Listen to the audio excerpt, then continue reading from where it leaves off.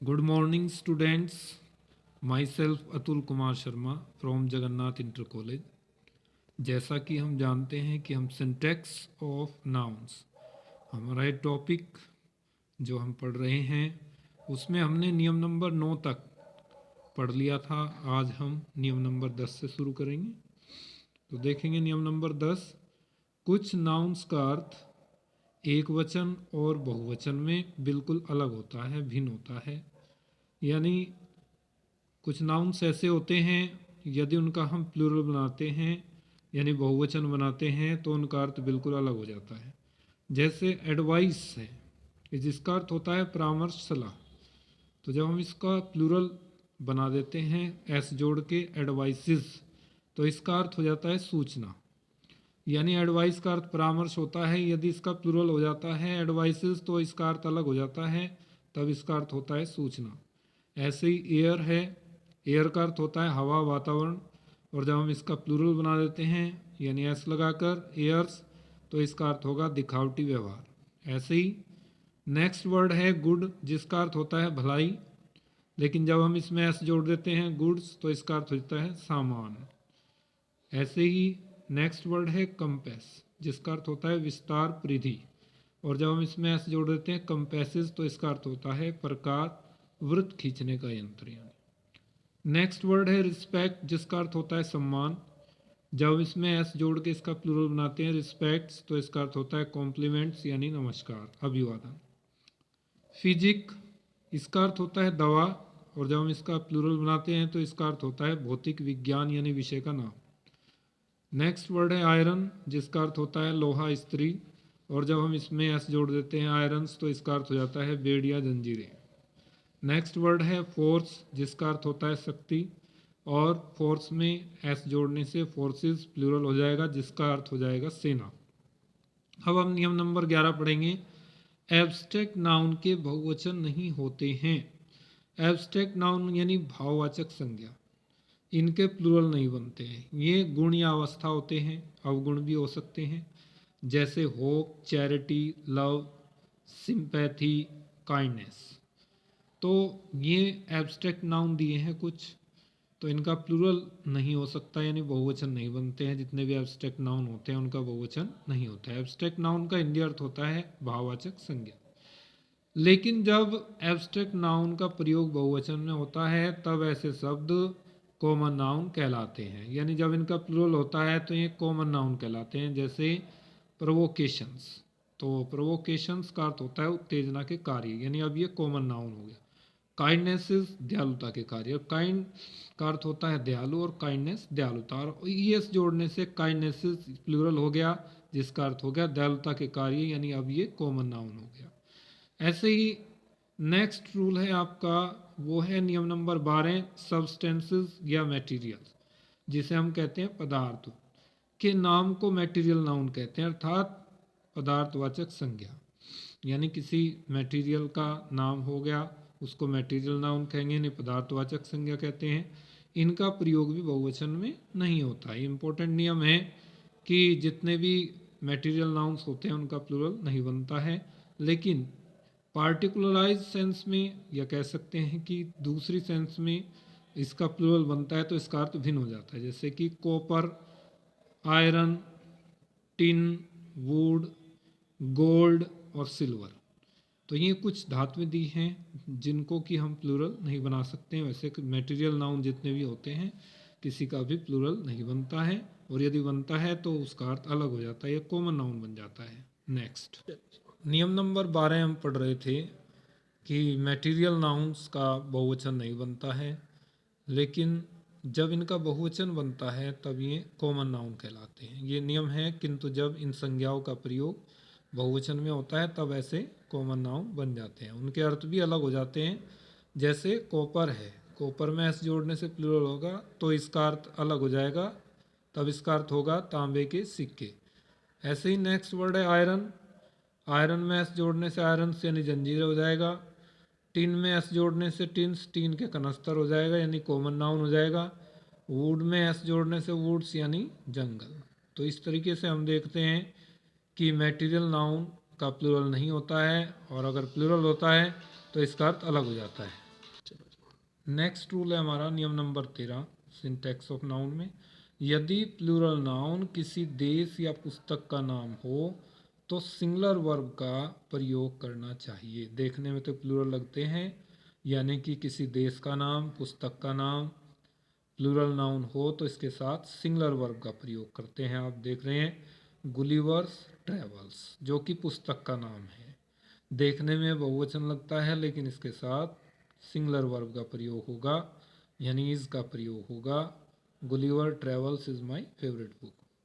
The Arabian Nights, जो कि serial का नाम है, देखने में बहुवचन लगता है लेकिन इसके साथ सिंगुलर वर्ब का प्रयोग होगा। The Arabian Nights was very popular in the 19th century.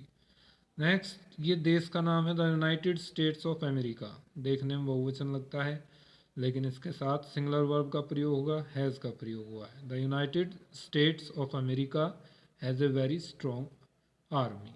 Next rule है हमारा नियम नंबर 14, यदि प्लूरल नाउन किसी क्वांटिटी यानी परिमाण या अमाउंट यानी रकम को पूर्ण रूप से प्रकट करे तो सिंगुलर वर्ब का प्रयोग करना चाहिए।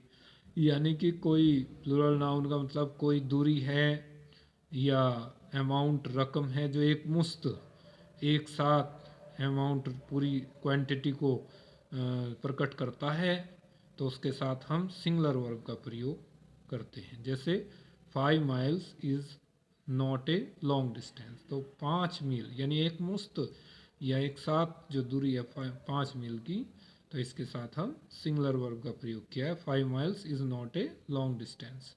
The 4 rupees he gave me was not enough, ऐसे ये अमाउंट है जो एक मुश्त है। द 4 रुपीज़, इसके साथ भी आप देख रहे हैं कि इसके साथ जो वर्ब आई है वो सिंगुलर आई है, वाज। 100 सेंट्स, ये भी हमारी अमाउंट है जो कि एक मुश्त है, इसके साथ हमने सिंगुलर वर्ब का प्रयोग किया है, इज इक्वल टू $1। नियम नंबर 15 है आपका डबल पोजेसिव का प्रयोग नहीं करना चाहिए।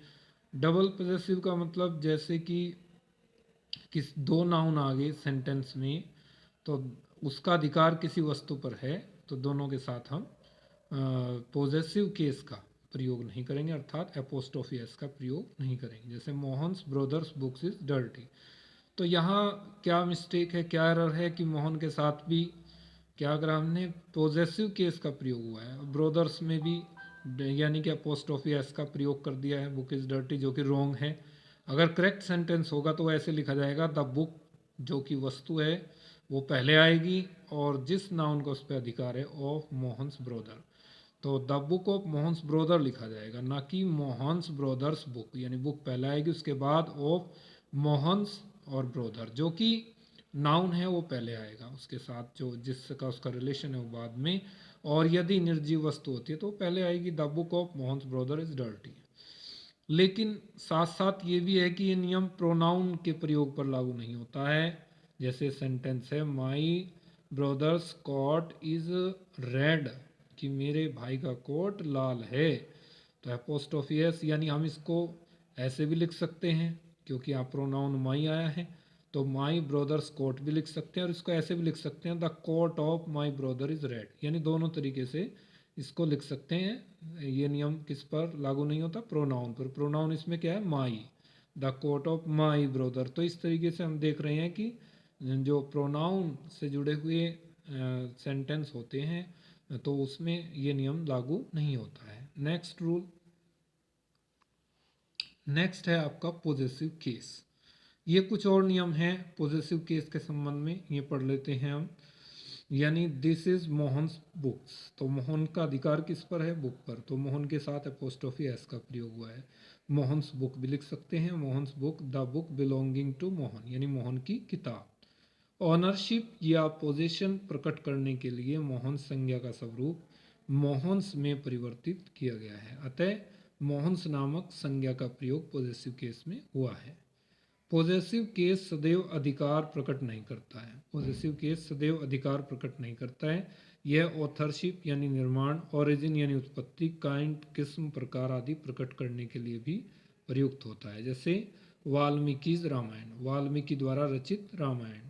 पंडित नेहरू स्पीच यानी पंडित नेहरू द्वारा दिया गया भाषण। द कोर्ट्स डिग्री, न्यायालय द्वारा दी गई डिग्री।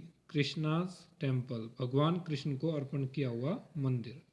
नेक्स्ट रूल है जब किसी नाउन या टाइटल में बहुत से शब्द हों तो अंतिम शब्द पर एपोस्ट्रोफी एस यानी कि संबंध प्रकट करने वाला चिन्ह लगाते हैं। जैसे the Nawab of Rampur library, यानी जब किसी नाउन या टाइटल में बहुत शब्द हो तो जो बाद का नाउन होता है उसके साथ हम एपोस्ट्रोफी एस का प्रयोग करते हैं। जैसे the Nawab of Rampur library, तो रामपुर के बाद एपोस्ट्रोफी एस का प्रयोग किया गया है। नेक्स्ट रूल है जब दो नाउन एक दूसरे के केस इन अपोजिशन हों तो पॉजेसिव केस का प्रयोग यानी अपोस्ट्रोफी अंतिम नाउन के साथ ही लगाया जाता है। केस इन अपोजिशन का मतलब किसी नाउन के लिए कोई फ्रेज आया है या दूसरा नाउन हो तो उन्हें आस पास रखते हैं, एक दूसरे के अगल बगल रखते हैं। तो इसमें हम क्या करते हैं, जो बाद में नाउन आता है उसके साथ ही अपोस्ट्रोफी एस का प्रयोग करते हैं। जैसे that is Tagore's the poets house, तो यहाँ टैगोर कौन है, द पोएट। तो द पोएट जो फ्रेज है या नाउन है किसके लिए आया, टैगोर के लिए। तो हम किसका एपोस्ट्रोफी एस का प्रयोग हम बाद में जो नाउन है उसके साथ करेंगे, और टैगोर के बाद हम कोमा लगाते हैं क्योंकि टैगोर के लिए द पोएट जो नाउन है केस इन अपोजिशन है, इसके केस इन अपोजिशन है यानी इसके साथ साथ पास पास हम इसे रखते हैं, जिसके लिए इसका प्रयोग हुआ है। नेक्स्ट रूल है जब दो नाउन्स आपस में निकट संबंधी हों तो एपोस्ट्रोफी का प्रयोग केवल अंतिम के साथ ही किया जाता है। यानी कि आपस में निकट संबंध का मतलब ये है कि दो भाई हैं, दोनों का नाम आया है, एंड से जुड़े हुए हैं, तो हम क्या करते हैं एपोस्ट्रोफी एस का प्रयोग यानी कि बाद वाले नाउन के साथ करते हैं, क्योंकि दोनों का अधिकार एक ही वस्तु पर होता है। यानी दो भाई हैं, दोनों के नाम हैं और दोनों की एक ही फैक्ट्री है, एक ही कंपनी है, एक ही ऑफिस है, तो हम बाद वाले के साथ ही केवल एपोस्ट्रोफी एस का प्रयोग करते हैं। जैसे Mangaram and Mangal sense biscuit, तो यहाँ पे मांगाराम और मंगल सेन ये दो भाई हैं, दोनों के या भाई कह सकते हैं या फ्रेंड कह सकते हैं, दोनों का एक ही बिस्कुट का वो है, व्यापार है। तो हमने एपोस्ट्रोफी एस किसके साथ लगाया, बाद वाले के साथ, दोनों के साथ नहीं लगाना है, क्योंकि दोनों का अधिकार एक ही वस्तु पर एक ही व्यापार पर हो तो नियम ये कहता है कि बाद वाले के साथ ही एपोस्ट्रोफी एस लगाते हैं। हरिहर एंड बुकाज विक्ट्री, यानी दोनों की किताब है, तो उसमें हमने क्या किया कि दोनों की एक ही ऑथरशिप है, तो इसमें बाद वाले नाउन के साथ हमने एपोस्ट्रोफी एस का प्रयोग किया है नियम के अकॉर्डिंग। नेक्स्ट रूल है पृथक पृथक अधिकार प्रकट करने वाले दो या दो से अधिक नाउन में प्रत्येक के साथ संबंध कारक के चिन्ह अर्थात एपोस्ट्रोफी का प्रयोग किया जाता है। यानी यदि दो राइटर हैं या दो व्यक्ति हैं, दोनों का अलग अलग अधिकार है वस्तु पर या किसी भी व्यापार पर, तो हमें दोनों के साथ एपोस्ट्रोफी एस लगाना होता है। जैसे मजूमदार एंड हबीब हिस्ट्रीज, तो यहाँ मजूमदार और हबी की दोनों की अलग अलग पॉजेसिव है, यानी कि अलग अलग इनकी हिस्ट्रीज हैं, तो दोनों के साथ एपोस्ट्रोफी एस का प्रयोग किया गया है क्योंकि दोनों का अलग अलग अधिकार है, दोनों की अलग अलग क्रिएशंस हैं। दिनकर एंड निरालाज पोयम, ऐसे ही दिनकर की अलग, निराला की अलग, दोनों की अलग अलग कविताएं हैं, इसलिए दोनों के साथ एपोस्ट्रोफी एस का प्रयोग हमने किया है। नेक्स्ट रूल है आपका, ये हम पढ़ रहे हैं सिंटैक्स ऑफ नाउन में, पॉजेसिव केस का प्रयोग प्राय जीवित वस्तुओं के साथ यानी उसके नाम के साथ किया जाता है। यानी कि अगर पॉजेसिव केस का प्रयोग होता है तो वो केवल जीवित वस्तुओं के नाम के साथ होता है, निर्जीव के साथ नहीं। जैसे द गवर्नर्स गेट कीपर, यहाँ तक गवर्नर क्या है, सजीव है, जीवित है, तो सजीव प्राणियों के साथ ही एपोस्ट्रोफी एस का प्रयोग करते हैं। The lion's mane the queen's maid. अब यदि हमें पॉजेसिव केस का प्रयोग किसके साथ, निर्जीव के साथ करना है, तो नियम ये कहता है कि पॉजेसिव केस का प्रयोग जीवित वस्तुओं के साथ, प्राणियों के साथ ही किया जाता है। तो the leg of the table लिखेंगे क्योंकि टेबल क्या है, निर्जीव वस्तु है, तो इसे हम टेबल्स लेग नहीं ले सकते, द टेबल्स लेग गलत है, तो सही क्या होगा, the leg of the table, ना कि द टेबल्स लेग, ऐसे लिखेंगे तो गलत होगा, तो the leg of the table लिखेंगे। The cover of the book, क्योंकि ये निर्जीव है बुक, तो इसके साथ हम पॉजेसिव केस का प्रयोग नहीं करेंगे, जैसे कि है द बुक्स कवर, तो ये गलत है। तो ऐसे लिखा जाएगा the cover of the book. The roof of the house लिखा जाएगा, न कि द हाउस इज रूफ।